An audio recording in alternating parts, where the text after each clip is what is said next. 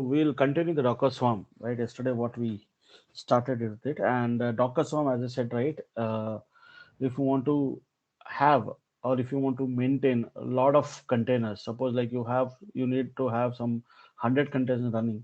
So it is always best practice to run those 100 containers in a Docker Swarm environment. Like you need to set up a Docker Swarm cluster environment. So that's how we started, and like we configured nodes and all, right? We created a master, we configured a node, and if you see it actually, I think if you see it,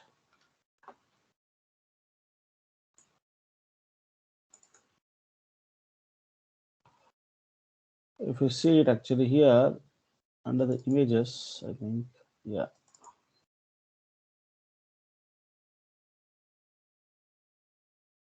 So this is what we had yesterday discussed. So where we had configured some nodes and some 4 nodes we configured, and first node we considered as a master and the other 3 nodes as a worker node, right? And whatever the 100 containers we are supposed to run, it got divided across these 4 nodes actually. Even the master also act like a worker node where you you have you have made it to run some containers even in the master node also.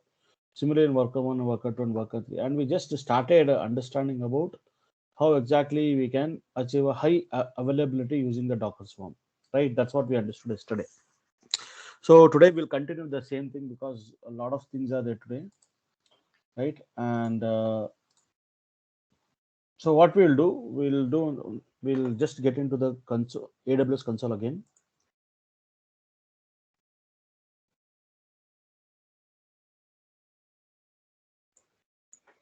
Okay.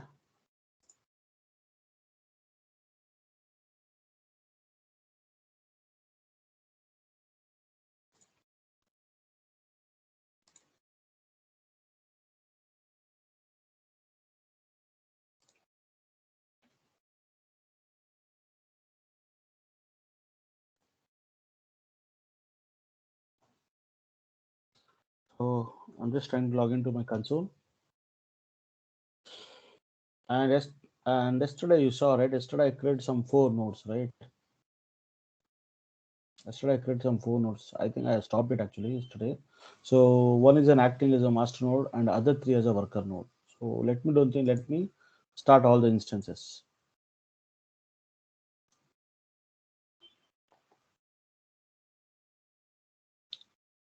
So basically we're starting all the instances.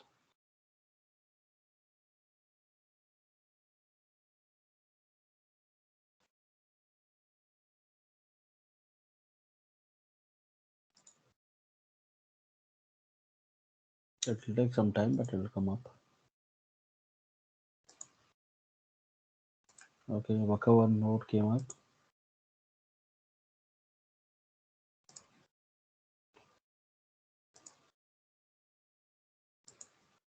Yeah, so all the nodes came up. So let's do one thing. Let's log into these servers actually. So I'll just connect to the master node.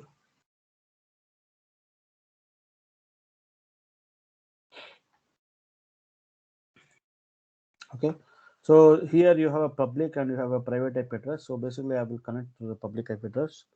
So just copy it. And I showed you yesterday, like in the putty, like how you have to log in. So you have to say ec2-user and at the rate specify the type address. And here what happened, right?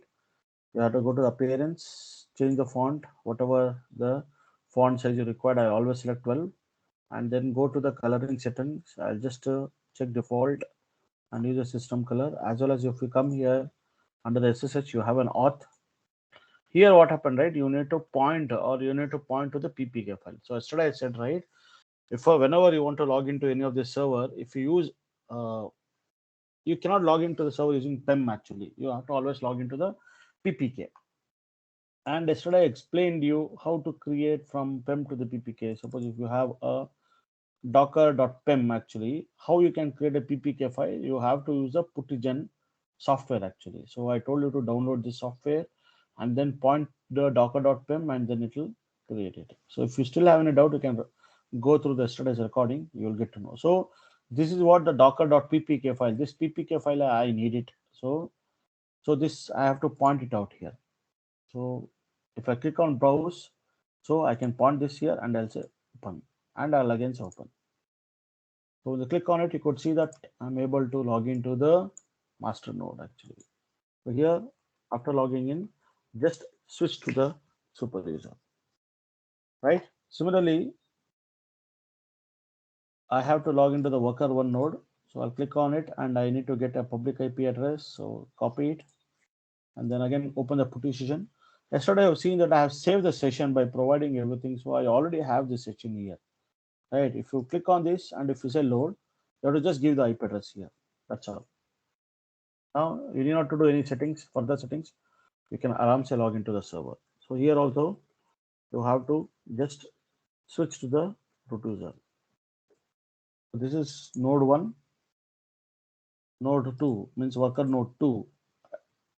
Copy it, load this, provide the IP address,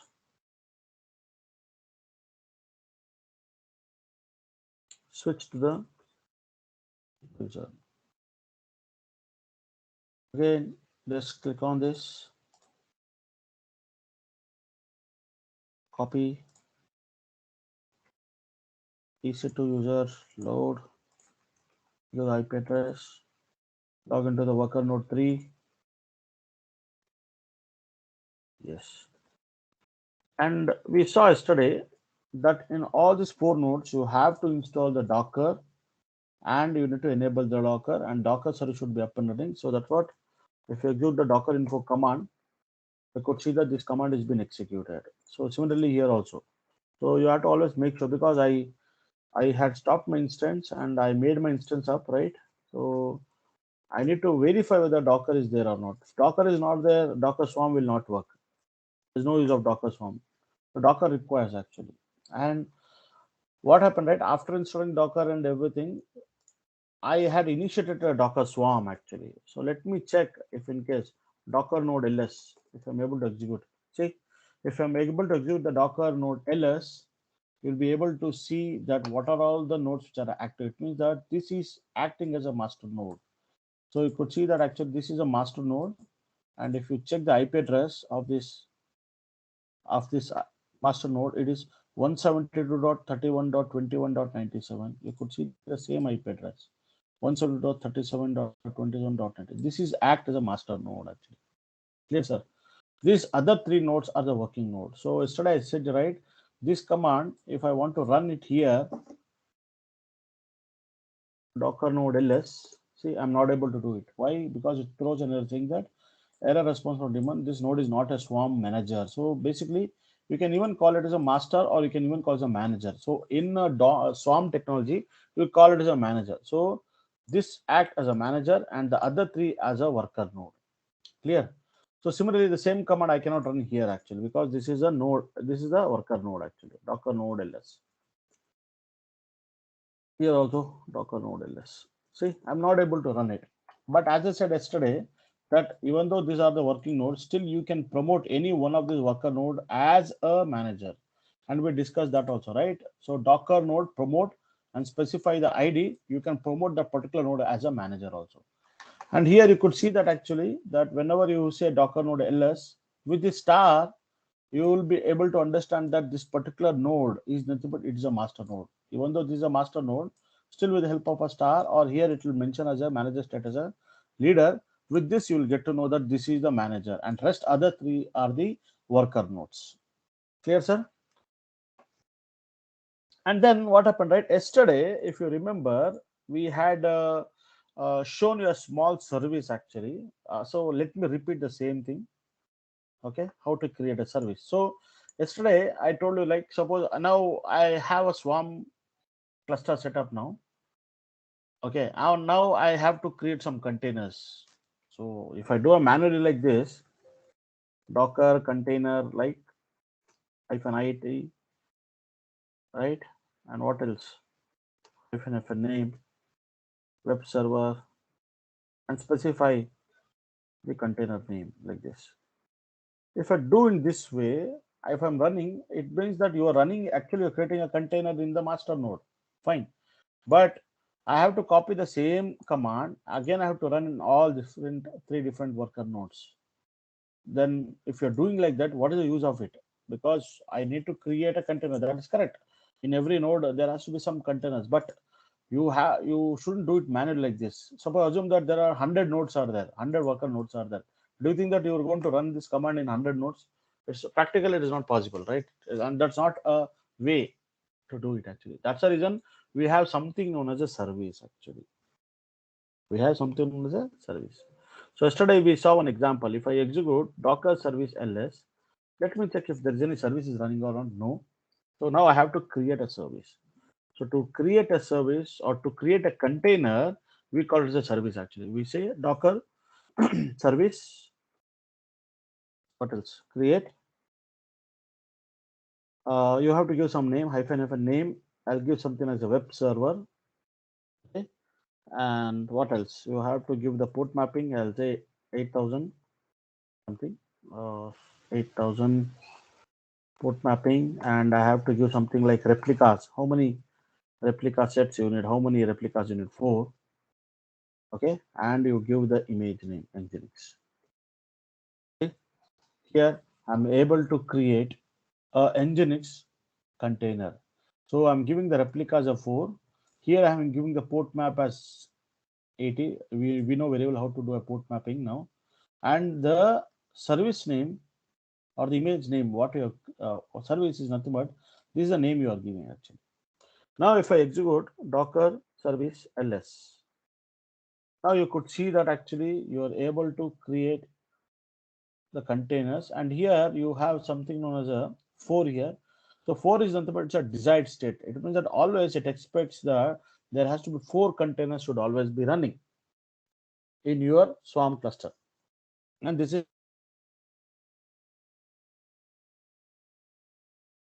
service. You have a command ps and specify this ID. Now you could see that it will tell you where all these 4 containers are running. So you would see that actually that your container is running. See, there are 4 instances of Nginx which is running, and you could see the one is running under this IP address 97. So this IP address 170.31.21.96, it's nothing but it's a master itself. It means that in the master only one of the nodes is running. Fine. What about this 136? Where is 136? This is not 136. 136, not the 136. Here you could see that, see 36. So it means that here also one container is running. You can even confirm it by running Docker container ls. You could see that the Nginx is actually running over here. Similarly, you can even run the command here also to just confirm yourself that the containers are running or not. You could see that okay, it is running. Here also Docker container ls,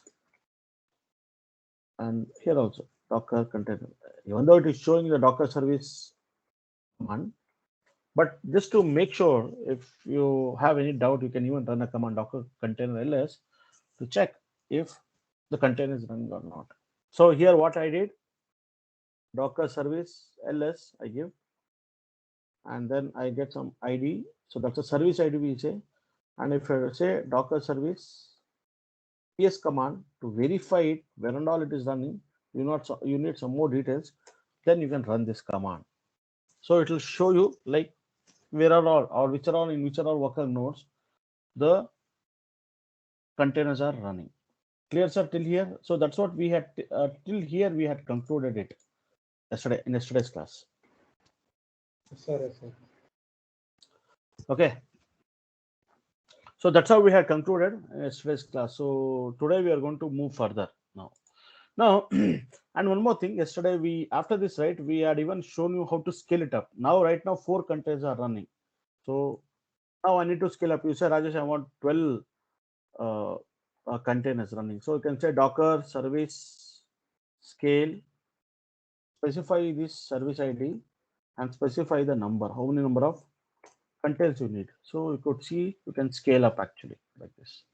So this is very important feature of the Docker Swarm, that you can scale as many number of containers you need. Now you do a Docker service ls. So you could see that 12 containers are running actually, and this is a desired, and this is a number. It means that always it expects that 12 should always be there, right? So if you execute service, sorry, Docker service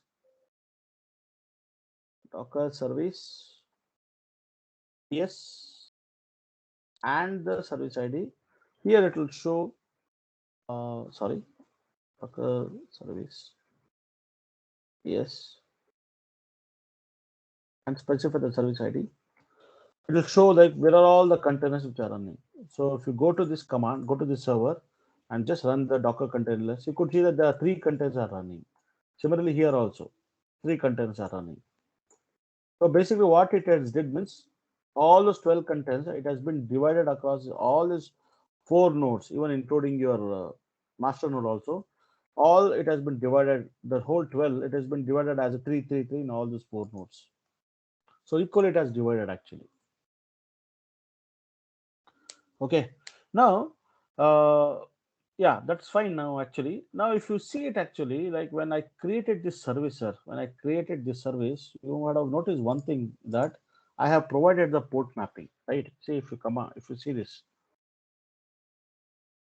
this command for creating a service, so Docker service create and hyphen name, provided some name, hyphen p you have provided, and port mapping, correct? And how much replicas you need or how many containers you need. It is not, but it's a replica means it's a duplicate, we say.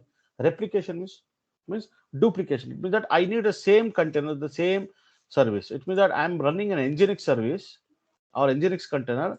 How much number of copies you needed? Oh, I need 4 copies. So that's what you have to use an option replicas actually. If you don't give this replica, what happened? Only one Nginx service will be running, and we don't know like where it might get run. It might even run it in somewhere. Like for example, if I do the same thing, Docker service create, same thing, hyphen name. I'll give, instead of web, I'll give app server.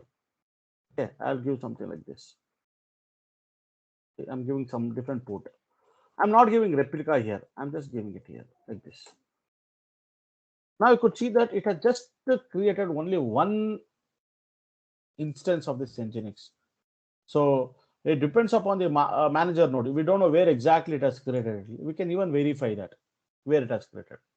So here I'm not giving any copies here. I'm not giving any replicas here. Correct? So, okay, why it is taking time? So it has done. So now you could see that if you execute the command Docker service ls, now you could see that it has created one more with the name app server, and this is what the ID, service ID, and you could see that here it is only one you have created, so it is maintaining the desired state of 1. That's what it is showing it here. Now if you want to see it where it is running, Docker service yes, and specify this ID. So you could see that actually it is actually running in a 97 server. It means that it is running in the same server, sir. Or in the master itself it has created. So to make sure that you can even run a command Docker containerless. See, it is running over here. See, app server. See, it is running over here. So what I'm trying to tell, that if you don't give any replicas, copy, only one it will get created.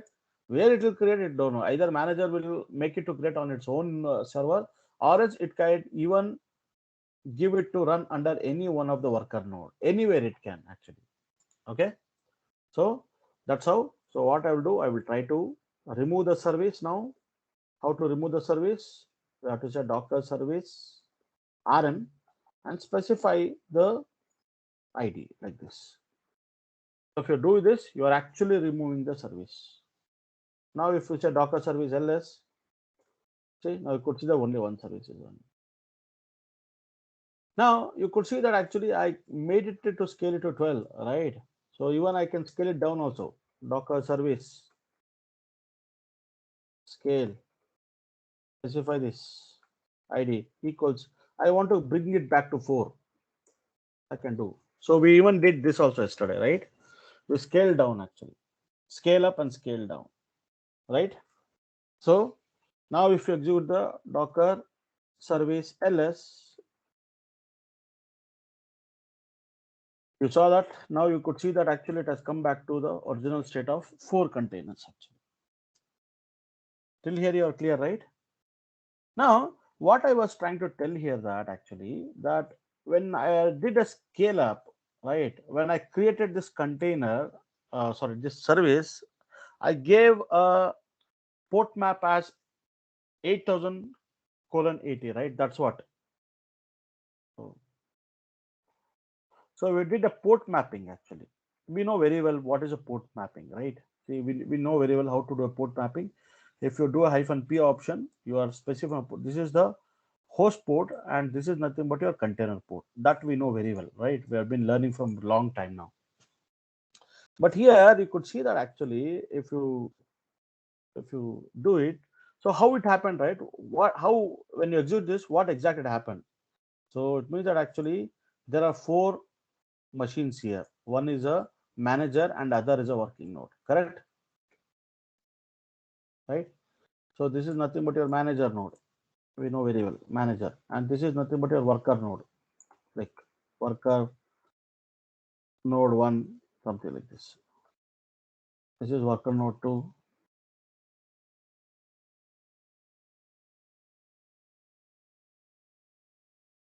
Sorry, worker node 2.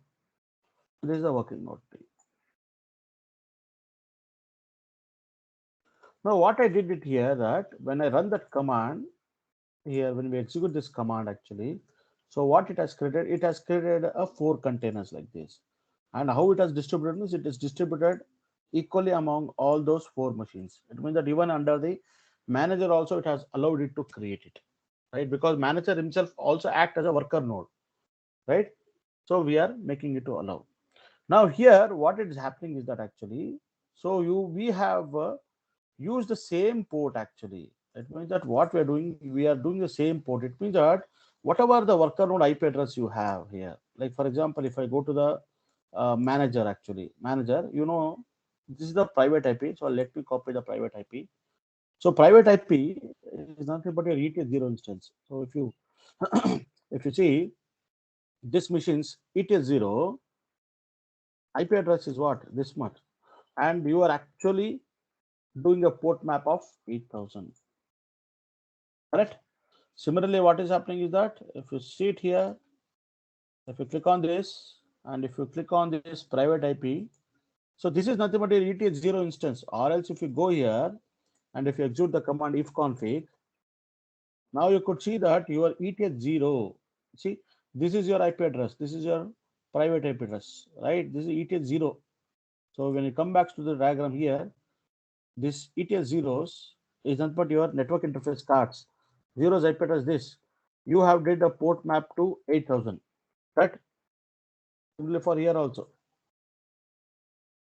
So this is nothing but your node 3. If I execute ifconfig, or else you can execute ifconfig, or else if you want the ETH0, just say ifconfig and then say ETH0 like this. It should only show the ETH0 instance network interface like this. This is your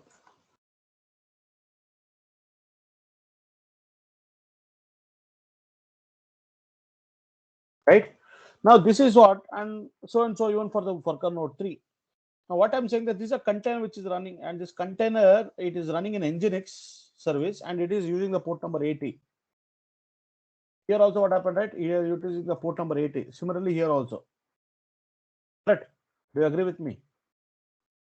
Now what I'm trying to tell here that actually whenever any customer or any outside customer, if he hits to this IP address 172.31.21.97:8000, the traffic will get redirect it to the Nginx container. It means the traffic will redirect to this container to the port number 80 where the Nginx service is running. That's how the outside person can able to access the service which has been running in the container. Similarly, whenever any customer hits to this port IP address with the port number 8000, what happened? The traffic flows or it flows to the container where the port number 80 is configured, and here what the service is running, Nginx. Similarly like this. Now the question comes actually that Now the question comes that Rajesh, suppose, okay, fine. Now there are 4 containers which are running. Okay, what you said is right. I understand. Now assume that I scale up actually. Now you say that Docker service scale, specify this ID and give it as a 12. Now what happened? You have scaled up, no sir. You have scaled up. That means that you have created the increase the container count. Now what happened that if you execute the Docker service ls, you could see that actually it has created 12 containers. Where and all it created? Docker service ps and specify this ID. See, it has almost created each and every node. It has created three containers. If you go here and if you execute the command docker container ls, we saw that in every node it has distributed all the 3. It means that here, if you come to diagram, it has created here one more container. Here also it has created one more container, one more. Totally 3, sir. 1, 2, 3. Here also one more container, and here also 2 more containers. Like this, right? It is created. Now you will say, Rajesh, now you could say that actually we are having the same IP. But here what happened, right? Earlier we saw that whenever you are having a whenever you're having a machine, and whenever there are some 2 containers are running, right? When the 2 containers are running, how we are going to do a port mapping? So you could say that actually, okay, Rajesh, if this is a machine, suppose assume that this machine is having an IP address of 10.0.0.1. You could say that, Rajesh, I want to ask this port number. Hey, do the port mapping, man. How to do the port mapping? You say that do the port mapping of the same IP address with 8,000 port to 80. It means that whenever any requests hits to this, I'm sorry. Whenever the request hits to this IP address with the port map 80, what happened, right? The request goes to this container. Okay. Now, whenever you want to access some other port, like you have to say same IP 10.1 colon, this time 8001, port it to 80. It means that whenever any customer outside, if he hits to this IP address, what happened? 8001 port, it used to redirect the traffic to this container. It means that each and every container will get mapped to the different port numbers, right? Right now. But whereas here, actually, it means that you are not porting, right? Even here also there are different containers. Now, but you are able to manage the single port only. It means that even though if you hit this port, we hit to this IP address with the port number, still what happened? The traffic can flow into these containers like this. So how this is possible? Because with only single port, how we are able to communicate with the multiple different containers? Because you remember I said in the yesterday's class, I said here what is happening that you have something known as an ingress load balancer. Here what happened? You have an ingress load. By default, the ingress load balancer comes in the picture whenever you are working on the Docker swarm, sir. It means that what happened? This is nothing but your ingress load balancer. Sorry, the space is very less, but I'm just telling you. Hope you are understanding. This is ingress load balancer, actually LB load balancer. Now, what is happening that whenever the request comes, whenever the outsider or the customer, if he hits to this IP address 172.31.21.90 to the port number 8000, what happened, right? The request will go to the ingress load balancer. From the ingress load balancer, the traffic will get distributed across all the contents which are running inside that. That's how it happens, sir. That's how you need not to have a multiple port maps. Only one port map is sufficient for you to communicate, because inside every node, by default, you'll get one ingress load balancer, sir. So this is one important question they will ask you. How exactly you can do a same ports can be mapped with the same different contents running in it, because this directly this won't come, this IP address with this port directly doesn't communicate with your container. It communicates with the ingress load balancer, and ingress load balancer will know how to distribute the traffic across different containers. Clear, sir?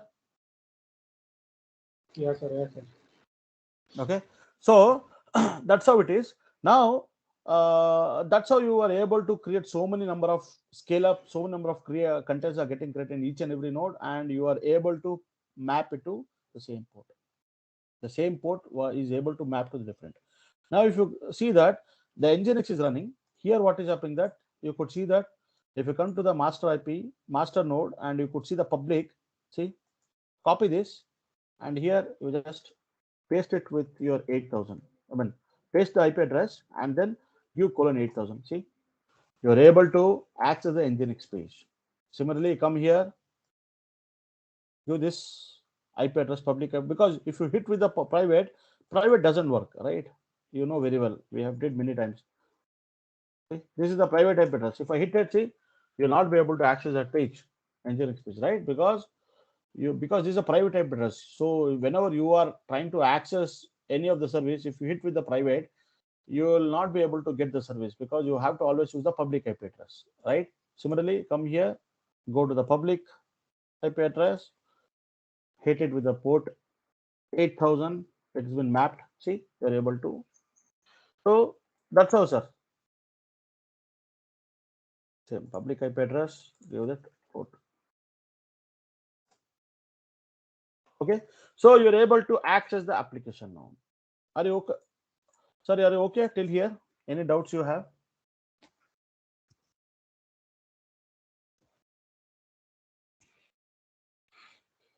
Okay.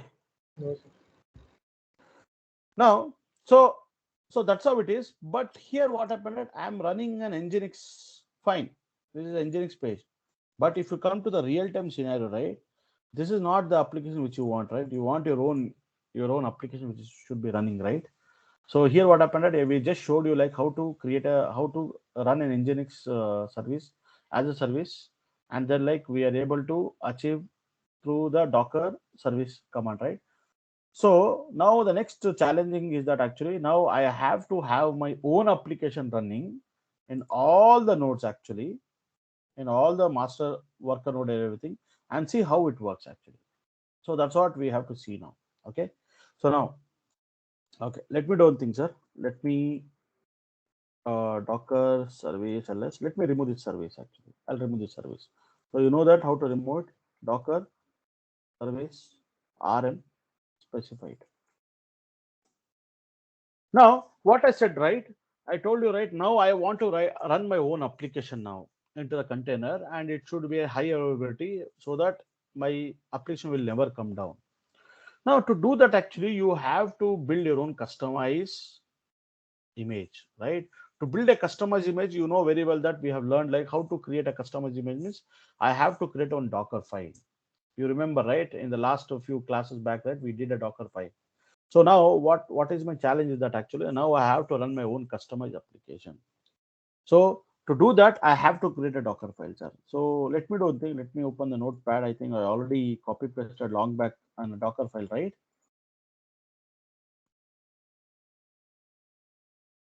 Yes. Now, if you come down here, I think I have that image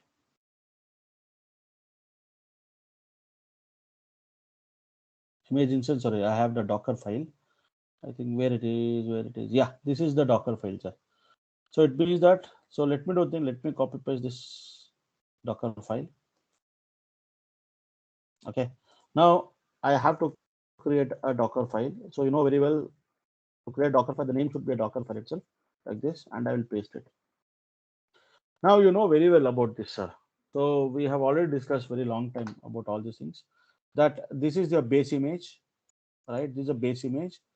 So I'm using the CentOS as a base image. It means that I'm using a CentOS operating system as a base image. Fine. And after here, you are running some commands. So what I'm doing that I'm using a run command, yum install. I'm installing HTTPD package, zip package, and unzip package. HTTP it is not, but it's an Apache package which is you installed in the CentOS. Whereas in Ubuntu, you have to install Apache 2 as a package. If you want to configure as Apache server in Ubuntu machine, you have to execute or you have to install Apache 2 as a package. Here, because it is CentOS, I have to install the HTTPD. Okay. After that, you could see that I'm using an add command. Add command basically it is like a wget command. What I'm doing, I'm trying to download this zip file, okay, under this path actually.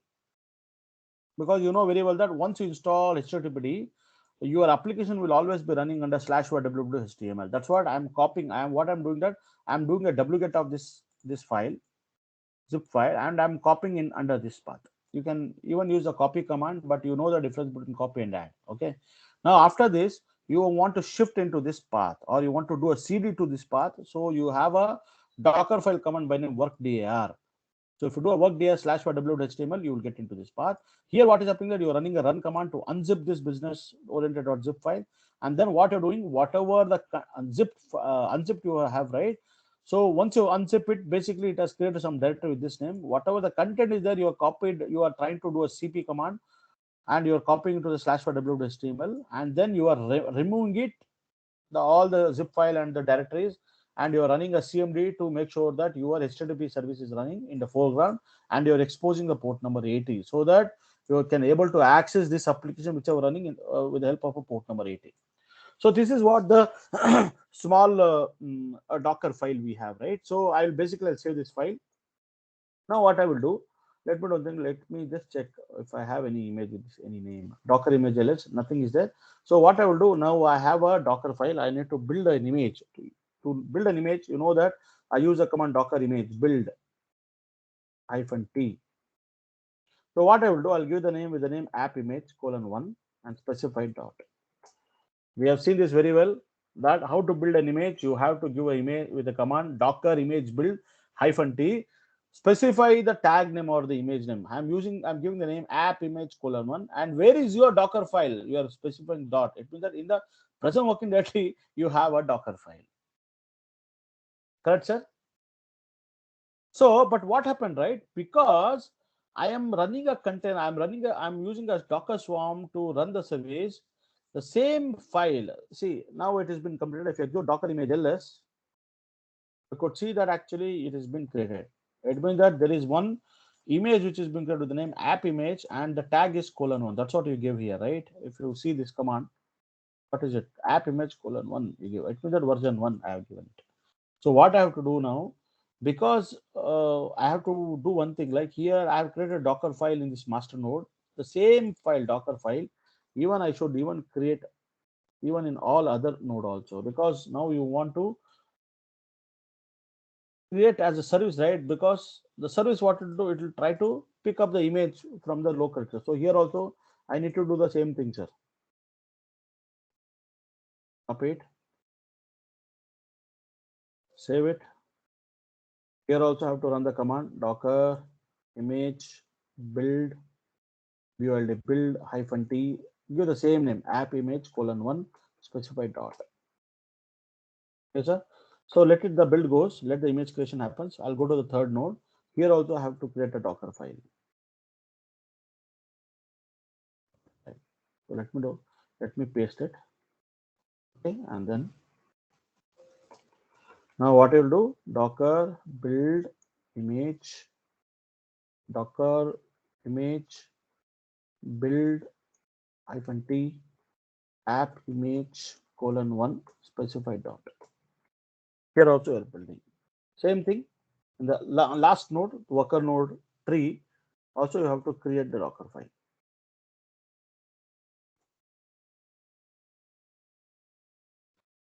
Okay, so same thing, sir. Docker image build -t app image :1, specify dot. So here we'll come back to the second node. So the build image is completed. Just confirm by executing the Docker image ls to make sure that actually that image has been there, or the image has been created. So we could see that the image is created. Fine. Here also come to the third node. So the build image is done. Now if you execute the Docker image ls, you could see that the image is there. Similarly here also. Just you have to confirm once, okay? That has been successfully built, but still you can execute a command docker image ls to make sure that that image is there. Clear, sir? Now what is happening that now I need to run this app image as a service here. See, till all these days, what I'm doing? I'm doing what I'm doing. See? Docker service, what? Docker service create. Where is that command? I'm just want to show you. Docker T. Now you're used to give a standard Nginx image. But where is this Nginx image? This Nginx image, it is there in your hub.docker.com, right? It is there in your hub.docker.com, right? This is your hub.docker.com. This is a standard repository, right? Public repository, hub.docker.com. From where what happened, right? This Docker service command is to pull it actually like this. But now you're saying, so it used to pull this Nginx image from the hub.docker.com and deployed across all those worker nodes and even in the master node, manager node also. That's how it is to happen. But here what happened that you are saying that I don't want this, I want my customized image. So what is that customized image? App image :1, right? That's what you have built now, right? App image :1. Now I need to create a service now for that app image. Docker service create -fn name app server. Okay, I'll do the port mapping of, let me do one thing, let me do the port mapping of 80 to the 80 and specify your image, app image :1, right? You have to give the tag also. See here. So now I should have given the replica as 4 actually, but I missed it here. Okay, I missed it here. Okay. So now what is happening that this service is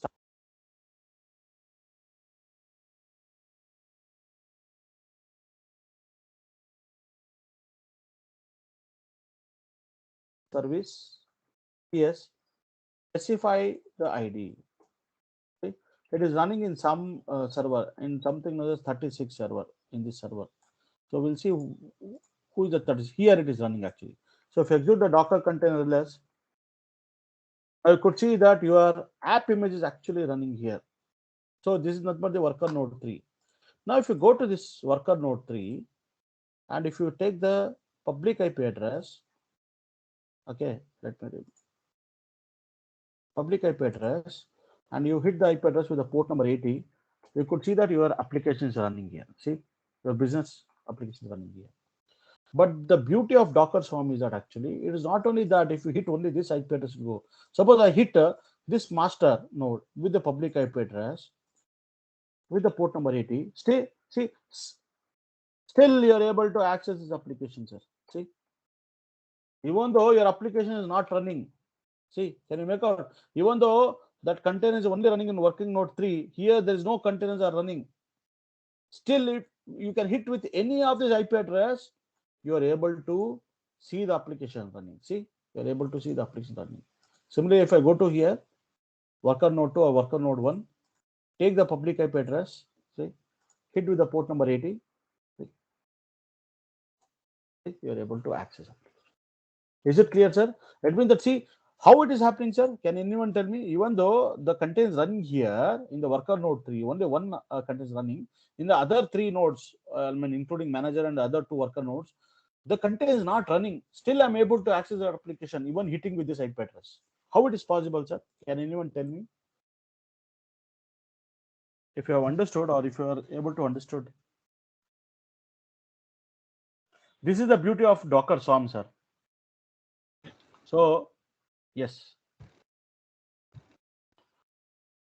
How it means actually, because basically you're running this entire Docker Swarm in the clustered environment. Clustered environment is that you will get a high availability, even though this node goes down, or this node goes down. Even though this node goes down, you have learned yesterday. Even though this node goes down, assume that still what happened, the service can be provided by the other nodes. That's what happened, right? You are having a Docker Swarm cluster initiated here. That's what. Now you can do one thing, you can go here and you can scale up, sir. Now Docker service scale. Hello, scale and specify this ID. Give the number 4. See, now I'm scaling up. Sorry, I think I'm running in somewhere. Docker service ls. I'm sorry, I think I have to given the Docker service scale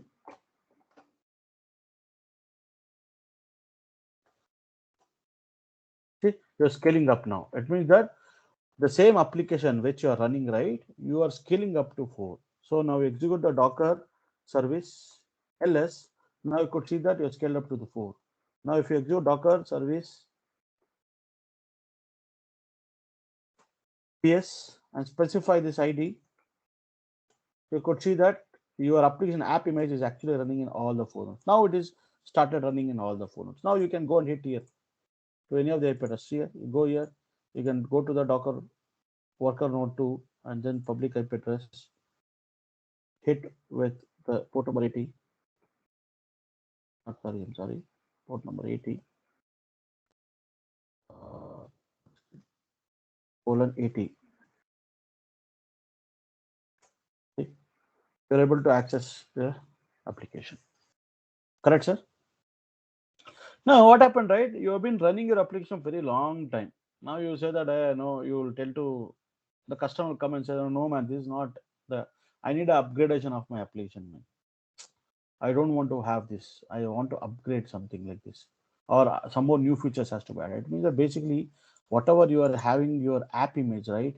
The app image, whatever is running, the colon one, you need to upgrade because as you know, like keep the application will be keep updated by the developers, right? So now what happens? The developer might give something like app image too. It means that he might change the source code and he might tell you to build a new image and deploy that image in your Docker Swarm, right? So now what is happening that what I have to do is that I need to build an image. So what I'll do, I'll go to the Google. So what I will do, I'll say that the template download. I'll go to the same this site and let me see any one of the application. Okay, anything it could be. I can even use any of this actually. Something I have to use that Evolve actually. Okay, Evolve something this application. So let me download it. Let me copy this link address. Now what I will do here again, what happened, right? I have to go to the Docker file. Again, you have to do the same thing. So here what happened, right? Oh, I know, don't need this application now. I need this application. Like what is it? Evolve dot something, right? So let me copy, let me paste that application here. This is what it is. So evolve.zip actually. Here also you need to do something, sir. Here also you have to, what is it? You have to do the changes here. EVOLVE, right? And here also what happened, right? What it says that you need to copy the whole evolve directory. Under evolve directory, whatever the content you have, right? EVOLVE. So under that, and here also what you have to do that you have to remove that evolve.zip file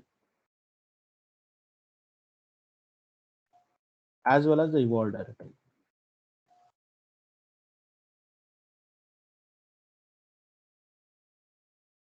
So I'm just trying to change my Docker file because like now I'm building another application or upgraded application.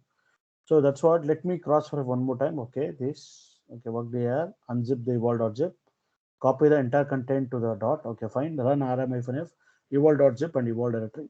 Perfect, sir. What I will do, I'll copy this. I'll copy this. I'll save this file. I'll save this file. The same file, what I will do, I'll copy it here also. I'll open the Docker file. This is how it happens, sir, in the real time, actually. So I will copy it. So now this is the other application. Same thing here also, I'll go. Here also completely, I'll remove this complete line and I'll just copy paste it. And even in the node 4 also.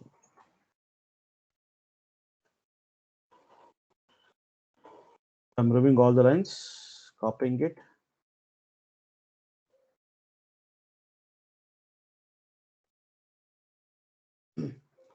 Then again, I need to build the image, right? Now I have to build the image, right? What you have to do? Docker build, Docker image build -t. What I gave app image :2, right? Because you have already having an app image :1. So I'm building as the next version. So you have to give the colon. So again, you are building it, right?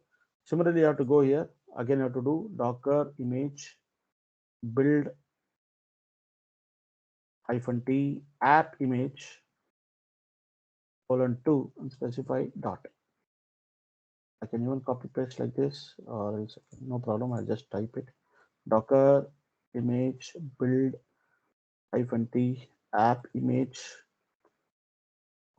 :app. Then spelling should be correct. Otherwise, if it is wrong, right, then it will not come up. App image :2 and specify dot. Only here, docker image build -t app image :2 app image :2 imag and set out. So now you could see that actually you are building one more image with the upgradation of the app image as an app image too. So it has built it. So just check once and see the spelling if it is correct or not. App image, okay, app image :2, fine. Here also docker image ls. So app image 2 version 2, fine. Docker image ls. App image :2. Docker image ls. App image :2. Now, if you see it, okay, fine, perfectly. We have got the images in all the nodes because now we are upgraded the machine. Now, if you see that, if I see the Docker service ls, my service is running as an app image and it is running as a 4 node cluster. I mean, as a 4 node in all the nodes, it is running as a 4 containers. Now, I need to update or I need to update this service, sir, from app image 1 to app image 2. How to do that? Docker service CRVIC send, then you have to give update. What you have to give the update? Update you have to save Docker. Let me recall. So Docker service update, and then specify the image name, right? App image :2 and specify the service ID like this. See how it happens. See Docker service update app image :2, correct, and then service ID. Docker is wait, missing something.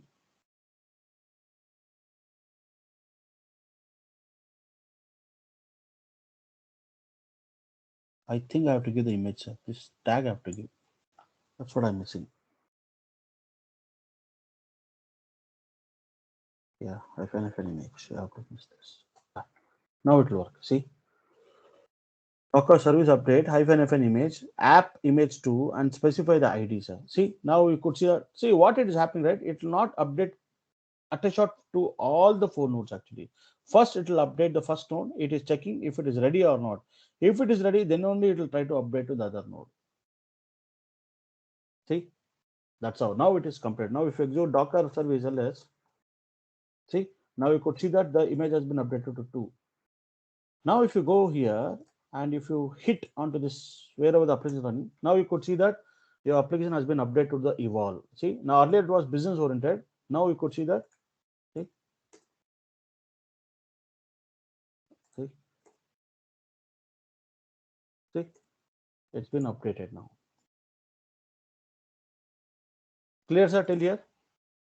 So this is a real scenario, sir. This is how it happens, sir. It means that through the Docker file, you are actually building an image, and then later what happened that you are updating it. Tomorrow, if you want to update it, again you want to build an image. The developer will give the code again through a Docker file. You need to build an image. Again, you need to update that image into the Docker Swarm. That's how it is. Now tomorrow you say that Rajesh, I don't want Rajesh. I want to get back my old image app image 1 itself. Okay, this is the page which is running, but I want to get back my old image. So what you do, you will say Docker service, you will say rollback, and specify the ID. So you want to roll it back. Okay, you're rolling back to your previous image actually.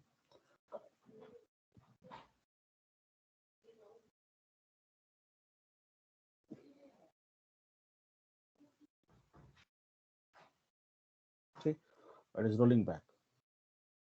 See how nice, sir. You can even roll back to your previous image also. See, now if you execute Docker service ls, now you could see that you have come back to your older image. Now you see, and again you hit this IP address. See, it has back to its older image. In this way, I can even roll back to your previous version also, like this. Clear, sir? Till here? Sir, any doubts you have?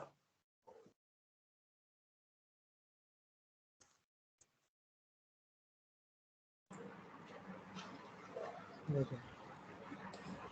Sir, you I'm good, understood? Ravi. You understood, sir, how to update and everything, right? So whenever you want to update, you have to run this command. You have to run this command, correct? Whenever you want to roll back, you have to run this command. But here you saw that you have to provide your image ID, right? Whatever this image ID is there, sorry, service ID, that service ID you have to provide it here, correct? So this is the beauty of Docker Swarm, sir. Actually, you can update your application and you can even roll back and you can do many other stuffs in your Docker Swarm actually. So from the Docker Swarm itself, what happened, right? If you are having a good knowledge in Docker Swarm, sir, now from here you can actually enter into the Kubernetes world now. Kubernetes. So what happened? Why the Kubernetes came to the picture means because there are a lot of limitations are there in the Docker Swarm actually. Even though Docker Swarm is also used in a production environment, a lot of companies are using. But what happened, right? You'll get more flexibility in the Kubernetes actually. So when I get into the Kubernetes, when I start Kubernetes, I will start directly. I will be start explaining about this same concept, sir. Like you have a worker node, you have a Docker, so you have a master node, and how exactly the Kubernetes node is set up everything.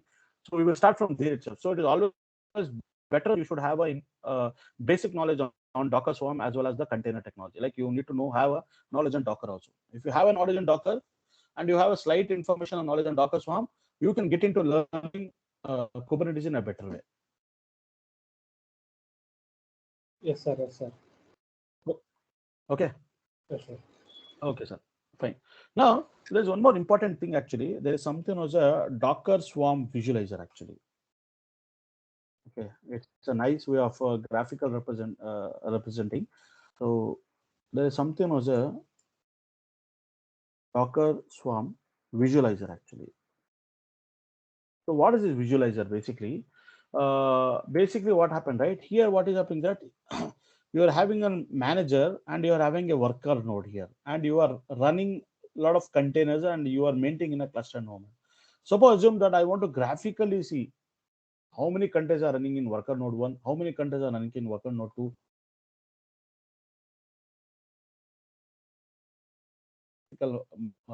Graphical way, then what is happening is that you need to have install the Docker Swarm visualizer actually. So how to do that actually? So to do that, if you go to the Google, if you say Docker Swarm visualizer, I think it's there.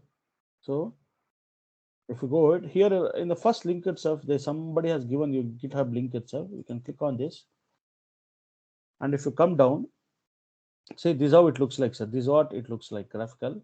And to set up the visualizer, see you can run this Docker Swarm card. This service you can run. I can just copy this, and what I will do, I'll go to the notepad. Okay. So here what I will do, I'll just paste it like this. So I'll just arrange it, sir, like this. Sorry, I think.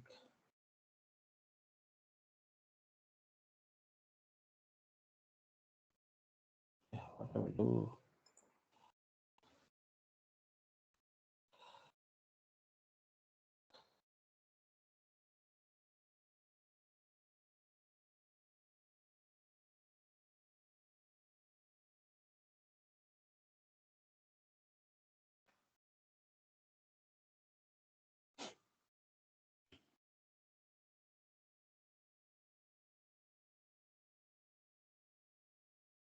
I'll run this. Yeah. Okay, sir. So here what I'm doing that I need to run the service actually as a with the help of a Docker service create. I'm actually running a visualizer service like this actually. So here what is happening that I'm doing a Docker service create -fn name with something. I'm publishing this IP address 8080, right? And here you could see that I'm making it as a constraint here. What the constraint I'm doing that? Please run this service only in the manager node. So later we'll revisit this, what is this constraint, but right now you can make out that -fn constraint equals to node dot role is equal to manager. Or it means that, oh, I need not to create in somewhere other node. I have to only create in my, it means that this container, whatever the container, it has to get created only in manager. Okay. Now after that, you have -fn mount is equal to type is equal to bind source destination and provide the image name. So let me do one thing. Let me go back here and you have a Docker service less, right? So the four services are running fine. All don't think I'll just copy this command, the whole line. Okay, I'll copy this and here I will try to run in the manager here. See? So basically what is happening that here you are trying to run a visualizer service actually. Okay, so it is using the port number 8080, correct? It is using the port number 8080, fine.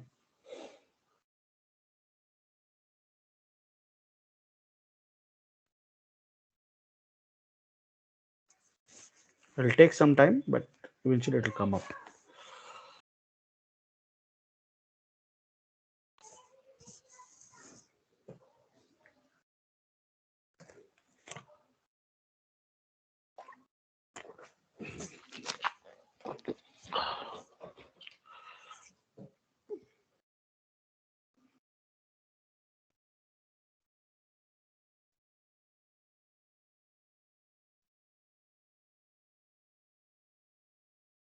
Okay, sir. It came up, right? It came right now. Now, if you execute Docker service ls, you could see that the visualizer is running here. And it is using the port number 8080. So let me do one thing. Let me go to this machine where, because I'm running in the master node, I'll copy this public IP address here, public IP address, and I will give as a 8080 port number. See, you're able to see the visualizer running. See here. So this is nothing but there are no, 4 nodes are there, right? Here, like this. Correct, 4 nodes are there. And you could see that in all the 4 nodes, already what happened, one of the image, app image 1 is running. And it is giving you some information of when it got updated, right? Like that, right? And this is your visualizer, which is running. See, it is your manager. And these are all the worker nodes actually. And it is, this is the IP address, right? Here, same thing, worker node and this IP address and worker node. It's running. So here you could able to manage in a better way. That's all. It means that visually you can see. Like for example, here, if I come down here, if I say Docker service ls, and if I remove this service actually, Docker service rm, Docker service rm, remove this service. Now you see Docker, you have removed it. Now if you go to the graphical interface, see all the, it has been removed here. See, so nice, right? You could able to see visually. Now you say that Raja, I'll create one more service like this. Docker service create hyphen crvic create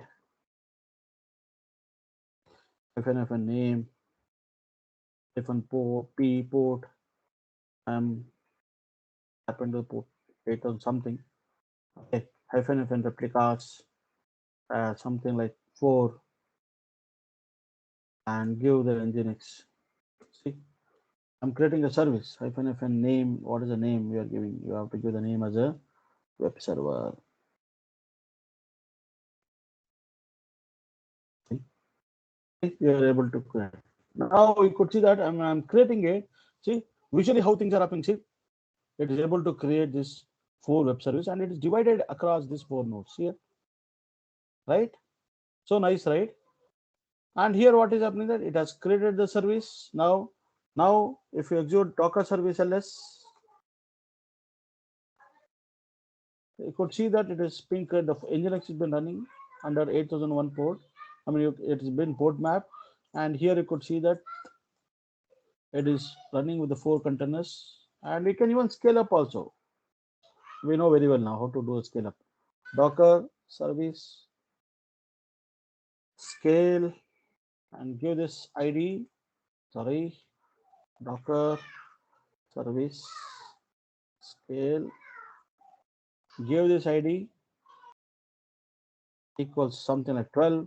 See, we're scaling up now. Now go back to a graphical mode. See how it has scaled up. See, in the worker node, it has created 3 instance. Even the manager node, it has created 3 instance. Here, you also 3 instance here. Basically, what happened? You can just like you can see in this way you could able to do it, right? Same thing. You want to scale down means 4. See, you're scaling down. Again, you could see that.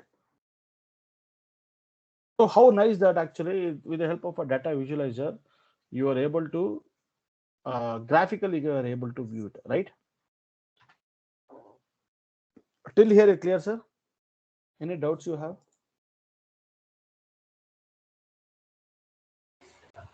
I'm good, Rajesh bhai. Yes, sir. Okay. Yes, sir.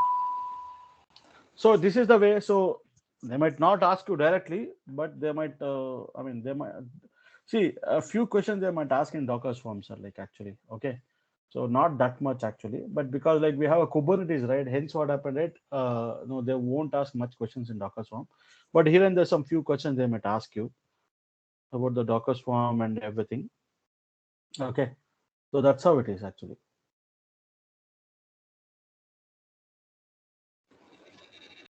Just to tell me some questions, sir, like majorly what you are going to do.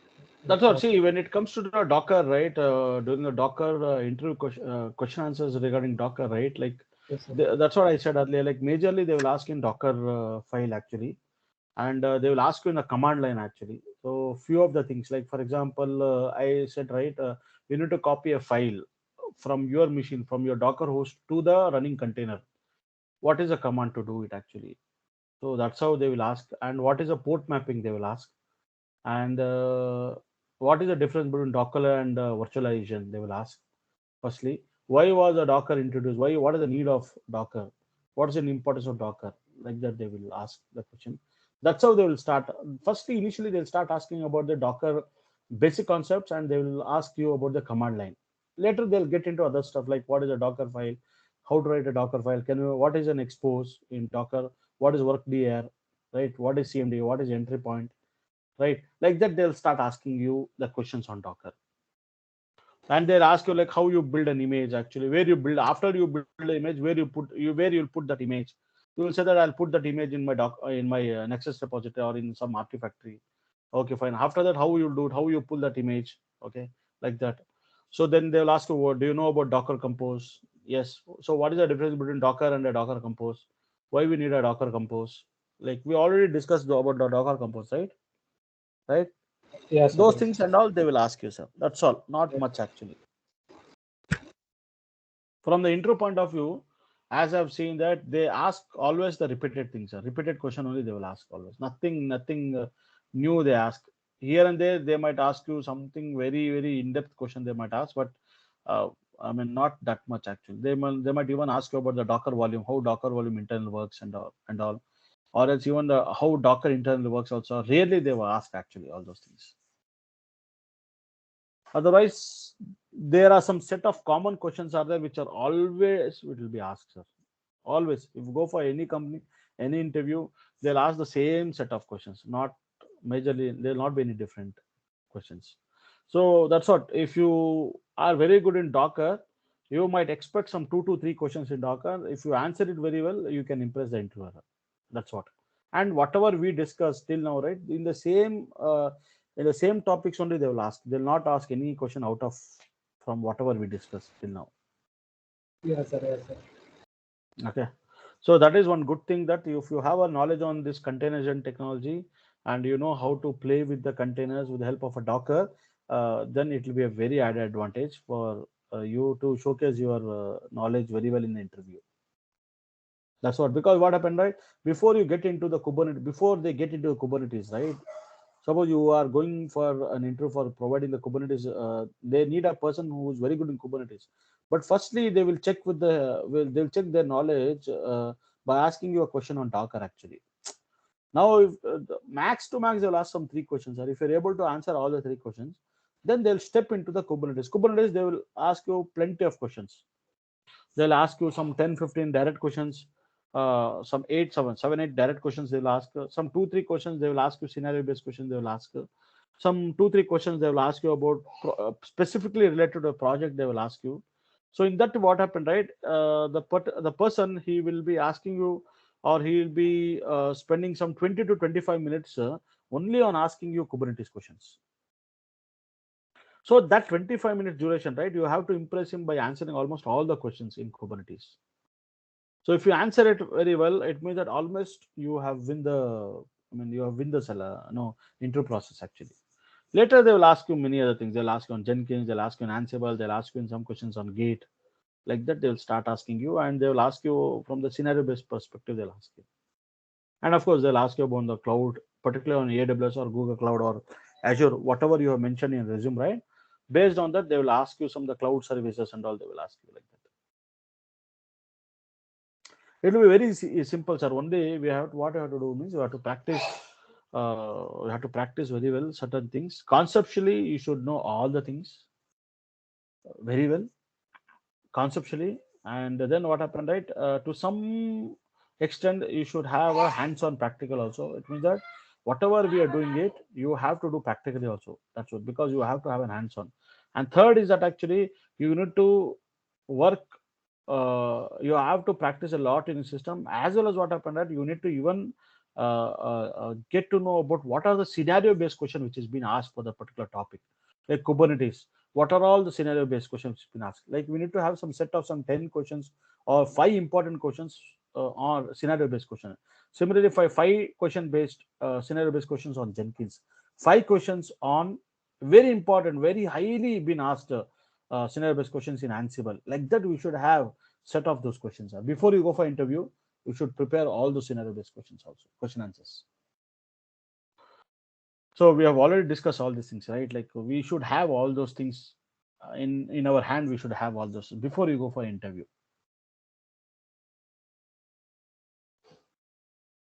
Yes, sir. Okay, chalo. Now, sir, we'll move now. We'll move further with something known as a label, sir. Actually, okay. What is a label actually? Now, see. Now, if you see it actually, that when I created the service, okay, with the help of a Docker service create, right? Here, what is happening? I'm just running it. It means that I need an Nginx service, right? And I'm giving the replicas as 4. Now, what the Docker Swarm is doing basically is that it is creating all these 4 replicas containers in the different nodes, right? It is equally divided across the manager as well as the working node, right? Now, assume that you will say that, Rajesh, I always want most of my containers to be created in the worker node too. That's the condition that you say that, Rajesh, I always want most of my containers to be running under the worker node too. Why you say that? Why? Because that the worker node 2 has a high configuration. You say that 1 second, sir.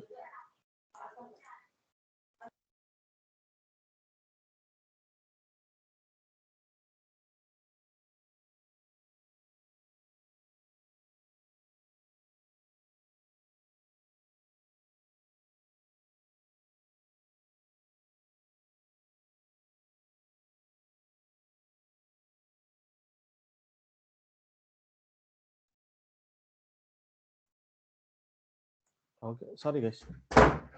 So now, what I was trying to tell that actually, here there's a scenario that actually you need to, while creating a service, you should always make sure that many of the containers or almost all the content has to get created in only working node 2 or working node 3 or any of the node. Here by default it is getting distributed across all the nodes, but there is a scenario that you say, Rajesh, no, Rajesh, I want to create all my working all the service containers has to get created in the worker node 2 because this machine is a high configuration machine. or this could be some kind of a special configuration machine. You want to make sure that the containers will be running under this. Like suppose, for example, this machine is having a RAM of something like 512 GB, and the CPU, core CPU has 32 cores processor. 32 cores are there in this machine, like this, right? And also the 32 cores, sorry, 32 cores. Also, you say that Rajesh, the hard drive or the hard drive of this node is a SSD hard drive, something like that. Whereas other nodes, it could be that the RAM could be something like a 16 GB or 126 GB RAM. CPU cores might be something 16 or 8, and it could be the HDD drive. Hard disk drive would be HDD. Usually, HDD drive will not be that much fast actually. So there's always some kind of a special, like special worker nodes will be there where you will having some high configuration being set there. Now you say that Rajesh, whenever I create any service, that service has to be only be created in the working node 2, not in any other node. Then what is happening that how you can make sure that how you will tell to the Docker service command that or the Docker service create command that you please create a all the containers here in this working node 2 itself. How you say that actually? So in one way is that actually you can set a label to this working node 2. So you can set a label here. Label something like you can just say something like I can set any label actually. I'll just say something like SSD is equal to something like true or something. You can give any name. Okay, or else I'll give my name itself. Something. Rajesh is equal to Singh. Some label. It is like a key and a value pair, sir. Any label you have to provide. Now you know that. Now when I do a Docker node ls, you could see that these are all the nodes actually. This is nothing but your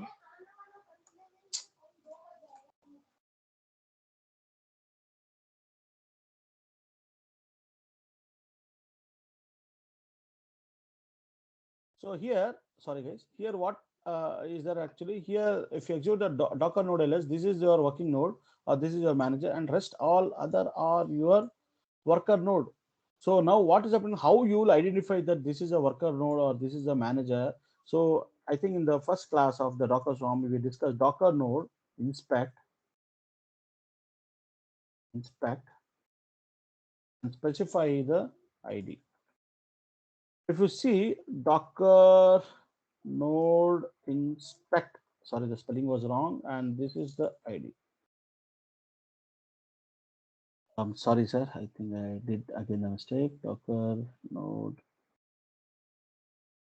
See, if you come here in the app, now you could see that actually, see, the label is nothing but the manager. Okay, fine. Now again, if you execute Docker node ls, now you could see that this is okay. Now I need to verify this one. What is this? So I'll say Docker node inspect, specify this ID. Okay, if you come up, now you could see that the role is a worker node. Okay. Now, so that's how. Now you will say that, okay, fine, Rajesh. Now I want to create some service. Okay, I'll say Docker service ls. Let me remove if there is any service are running. Okay, some two services are running, but I need to maintain this. I don't want to delete this because I need a graphical mode. This graphical should be there always for me. Okay, let me remove this service, sir. Okay, so Docker service rm and specify this ID. So I removed it. Docker service ls. Okay, it's there. Now you say that, Rajesh, I want to run some container. Okay, I want to run some service. When you do a Docker service create, okay, create -f name, something like app server, and give the port number as -p as 9008 -f replicas port and specify Nginx. Here, what I'm doing that I'm not specifying any constraints here. That I need to run all my Nginx into the worker node 2, right? As per the diagram, I need to create in worker node. I'm not specifying here anything like this because I'm not specifying any label here. What happened by default, Docker service create is going to create this replicas 4 set in all the 4 nodes, right? Including even manager also. So now what is happening that I will not be able to do it. So to do that, actually, to achieve this requirement that I have to create the all the containers here. It means that you have to basically set a label actually. So there are two methods of label you have to set. One, you can set labels that are having two types actually. One is a manager and other is not worker. We saw already by executing docker inspect, docker node inspect and specify the ID. We saw that by default there are two labels actually. Now what is happening there? You have to create your own user defined label. To create your own user defined label, to create your own user defined label for that particular node or for that particular how is it, worker node,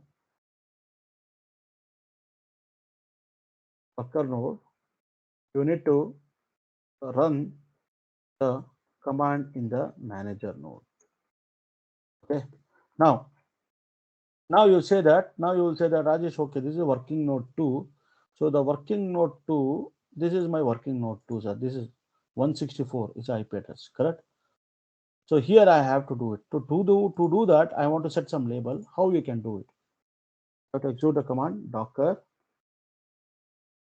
node ls. First you have to execute this command. So 64, this is what, sir? This is what the IP address, right? For the node 2. Yes, this is what the IP address. So this is IP address. So here I have to set the label actually. So to do that, you have to say docker node update -fn -fn label -add is equal to something. I have to give a key value pair. I can give something like Rajesh is equal to sing and specify the ID. His ID. Okay, I think DOCKER docker. See, you have set the label now. Now, if you set the label, if you come to the visualizer, see, automatically see, can you see it? The label has been set here. The label has been set here. Now, or else you can even do a docker node inspect and specify this ID. See, if you come up, the label has been set here. Name, key and a value pair. Name and the value. Key and value like this. Now, how to use it actually? How to use it? So what I'll do, I'll say docker service ls. Let me check. service. So nothing is running. Okay, docker service create after name. Web server is something the name you give -p port number 9080 replicas, right? 4. I need a 4 replicas. Now what is happening that you have to give here like -fn constraint constrain constraint equals, you have to give as a node dot labels dot what was the key and the value pair? It was Rajesh equals sing gh, right? Goes with the double bracket and give something in Linux. Okay. So what I'm doing, docker service create -fnm web server port map -p 9000. You are doing a port map into the 80 replicas. You want a 4 set, and here you are mentioning -fn constraint is equal to node lab les, correct? No, labels dot Rajesh is equal to sing nginx. Okay, perfect. Now you run this command. So what is the spelling, sir? -fn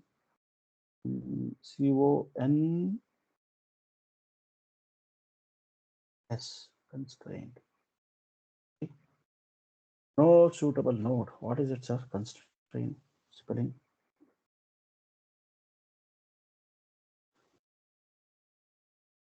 CONSTRAINT.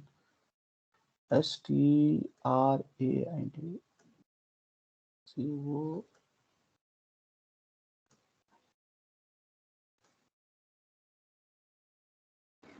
Correct only, sir.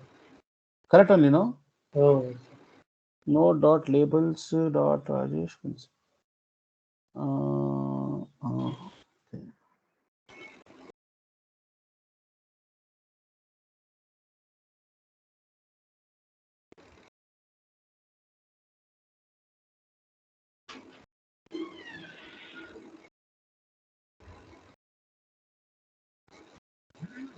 Let us say Docker service create -FN name web server -P port number 9000. Okay, then -FN replicas REP LI REP LICS. Okay, for -FN -FN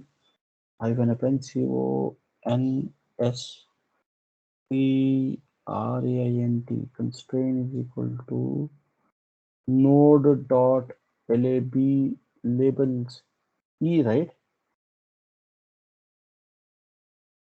Correct. Labels dot Rajesh is equal to Linux. Perfect. Now it will create. Yes. So there's a spelling wrong labels, right?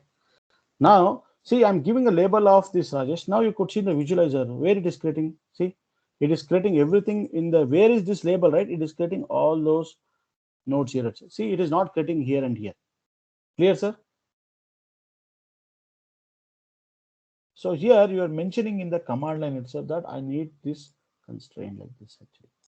So this is one of the way where you can actually make it sure that you need to run all the containers in that particular node or the worker node by providing the constraints actually. Clear, sir? So I hope like you understood the Docker Swarm thing, right? There are many more things are there, but the stuff is that we don't have that much time to cover.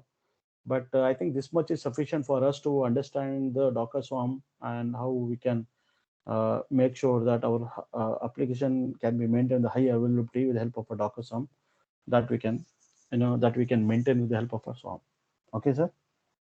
So that's all, sir, about the today's session, and we are concluding the completion of the Docker from here, and few other things we will be seeing later. Like for example, Docker internals is there, as well as I explained yesterday that I will be sharing all these things, all the Docker files I'll be sharing with you because these are all very important things. So that we have to see, sir. I will share this as well as intro question answers document. I will share with you all. Right. So that is the pending from my end. I will share with you all. Okay, sir. So somebody can stop the recording, sir. Yeah, I'll do that. Yeah.